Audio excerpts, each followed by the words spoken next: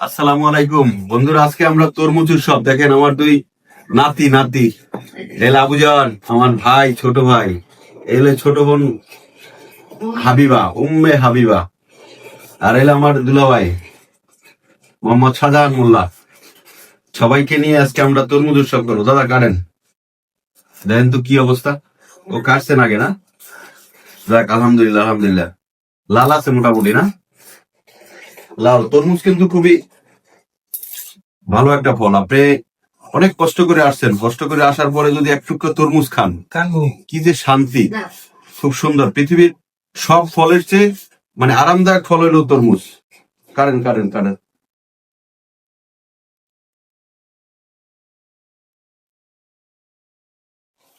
হ্যাঁ, চাকুটাও আছে একেবারে সাইজ মতো। হ্যাঁ, যাক মোটামুটি ভালোই লাল, খারাপ না। দিয়ে একটা টুকরো উড়ান।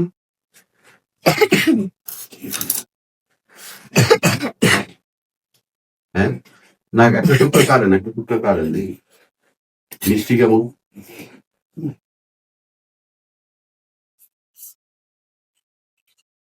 হ্যাঁ, নাও তো ভাইয়া, এটা তুমি খাই দেখো তো কেমন লাগে। মিষ্টি মিষ্টি। কেমন ইচ্ছা ঠিক আছে বন্ধুরা, ভালো থাকবে। আমি করে দেবো ঠিক